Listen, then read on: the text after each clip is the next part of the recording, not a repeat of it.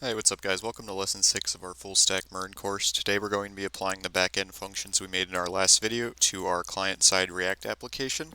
So if we remember from last time, we created the follow user route and the like post and the create comment route on the post routes here. And in Postman, if we want to get a refresher, we go back to get users on localhost and it gives us user 1, user 2, user 3, which we created, all of which have these arrays of data that we can fill and unfill at our whim. And so we also remember we have the login function. When we log in a user, it returns that user. So we're going to be changing a few things up in our components. We're also going to be creating a user context. So without further ado, let's get right into it. Alright, so first thing we're going to do is go into our login component, and this is where if we were using authentication like JWT, we would implement the token, but for our case we're just going to be using local storage since the scale of our application for this series is already pretty large for a tutorial, so we're going to keep it a little simple in that case. So what we're going to do in the response here is we're going to open up this function here, and we're also going to do local storage set item user ID response.data.user dot underscore ID. And what this is going to do is it's going to set a item in local storage that's equal to this user ID so that we don't have to perpetually keep logging in to test this. It can save the current user state that we're logged in with. And the way that we're going to be accessing this through our application is inside of our source folder. We're going to be creating a folder called context. Inside of this, we're going to be creating user context.js. And if you remember from the React series, we did this with a demo user, but we're going to be implementing it here. Import React from React, and then export const user context equals React create context of null at first, and we're going to basically set that when the user logs in. Alright, so in the interest of saving time, I'm going to be pasting in most of our React components and then explaining them rather than typing them out in front of you guys. But before we do that, we're going to add API use, and we're going to change user to users because it was kind of driving me insane. And so now let's get into our React stuff. Alright, so you can see here I've pasted in a new components folder. It's got a lot of beef we're going to get through. So first, start with the context starts null. Inside of app.js, we create a user interface, which we get from this component. This component right here, oh, this isn't going to be a thing, by the way. 1 second here. It's not JWT. Okay, so anyway, it gets our details CSS from here, which has some classes we'll go over in a second. But anyway, it's going to have user current user, and it's going to run the user through a memo whenever that changes. And then if there's ever a user ID in storage, then it sets the user to that person in context and then passes it all to our child components, these context consumers from current user. Inside of here, we're going to have a browser router, which is going to have our navbar here, which goes to here, and if the user here in the context is null, which we get with the use context hook, then the navbar is going to look like this. If the user is not null, then the context is going to look like this. And if the user clicks the logout button, it sets the user to null and removes the object from local storage. And then it's going to have these routes, and some of these are situational. So if the user is not null and they try to access the login route, it redirects them to profile, sign up, it redirects them to profile, and if they try to access profile when they're the other way around, basically it likes. And then for this one, this is going to be for rendering other people's profiles other than the context user, and the component for this is going to be called other user. It's going to be passing in a user from the other from here. It's going to be linked to the param ID, which is going to be acquired by match params ID. It's going to get the post from that user, and then it's going to have the function here for following and unfollowing the user, since in our backend we set that to the same route depending on if the person's already following that person. Works the same way with likes as well, but we'll get to that in a second. So when we pull up like profile or our login function isn't too different. The main difference was basically, well, I have the console log here. I guess we don't really need anymore, but that was when I was still experimenting a bit. So we have the set user response data local storage set item. It sets the user ID equal to the response ID, and then obviously redirects us to the profile, which then has the state of the posts, gets the posts from the current user ID, sets the posts, which then maps them to these post objects. Each post object is going to have post data, it's going to have the user context, and then it's going to have an author of each particular post. It's going to, here we have the different fetches, so we have user ID, post author ID, so where the user ID is equal to the post of the author of the post, it basically is going to get their username in each thing to set the author. So like basically it translates the ID into the username essentially. A like post, it calls our backend like and sets the post data equal to the new uh, amount of likes. Add comment is our comments endpoint, which has the user ID, the post ID, and the content as we had defined and tested in Postman in the last video.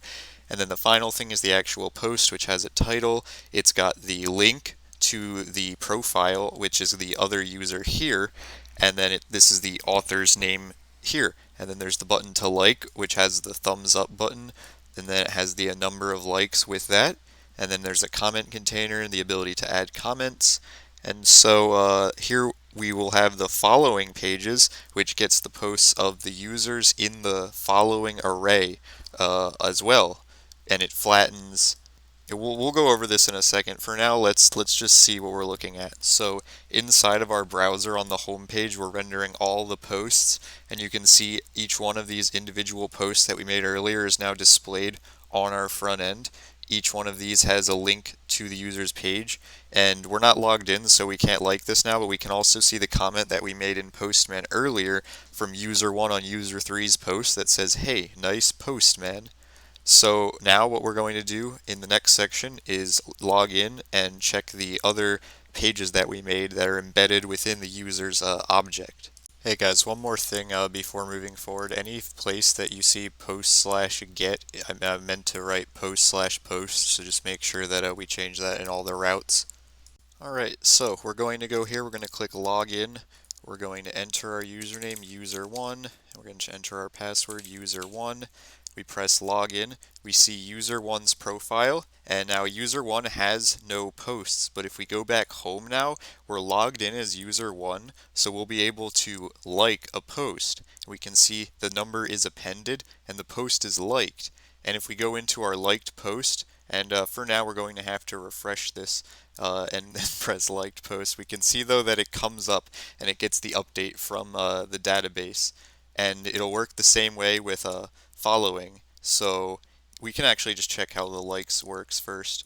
So we have Axios here, we have the user context, we have the post the same as profile, and then we can get post. Temporary is our temporary variable, and then we have a user liked post for each. So the array of post IDs is mapped, and then we're running a post request on each one. We're pushing the response to the temp array, and then we're setting post to the temp array, and then that's basically our use effect. And then it's getting mapped to another array of posts down here in the render method. And it's the same thing concept-wise with following, where we have posts and set posts.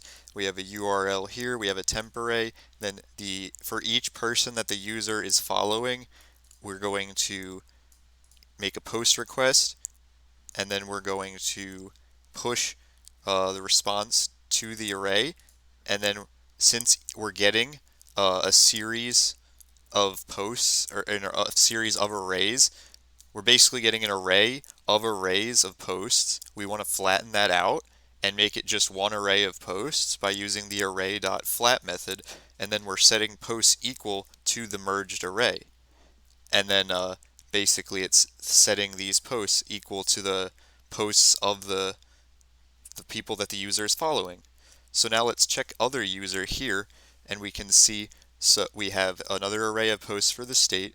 We have following set following, which is by default set to false, and then we see if for users we get the current user ID, and then with the response we get the index of the current person, that the match params, remember, is the person that the profile that the current user is accessing, who the current user being the context. So if they're not following, if the index of their ID is -1, we set following to true.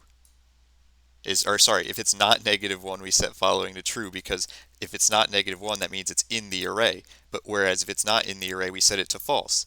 And then if we get the posts of the person that is in the parameters, which is that user, and then we set the posts equal to their posts, and then we set the other, yep, and then we have the follow user function here, and we get the local storage, and then if we press follow on them, we remember when we set this in the back end, we had a user ID and an other user ID. So we had the user that was following this person. We're passing both of those in, and then we're changing following to the opposite so that the button changes to say unfollow when you follow someone. So let's demonstrate that. Let's go back home. Let's go to user 3's profile, and if we press follow, it now says unfollow, and we can see that that goes through, and it goes through the state because it's in our database. It's not like just going to reset when we leave the page. And while we're at it, we might as well make a new post. So this is a new test post. Hey guys, the post worked. Let's go with that. Submit post, post submitted, and the way that's working is we have a message that's set to blank. We have the user from context. Submit post prevents the default. It gets the information from the form. It submits it to post create, the route we defined last time, with all the data, and then it sets message to post submitted. And then if we go back home, you can see user 1, this is a new test post. Hey guys, the post worked. This in the browser. We're now on user 3's profile, and the posts do render the way that they were supposed to. And the same thing with liked post now. These guys render, and then on your profile they render as well. Just make sure that all those routes are correct.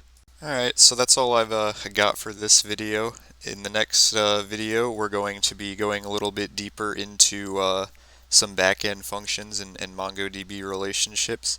But we're going to also be adding notifications and messaging, which is going to basically be almost the end of this series. So if you guys enjoyed, be sure to like and subscribe, and I will see you guys in the next one.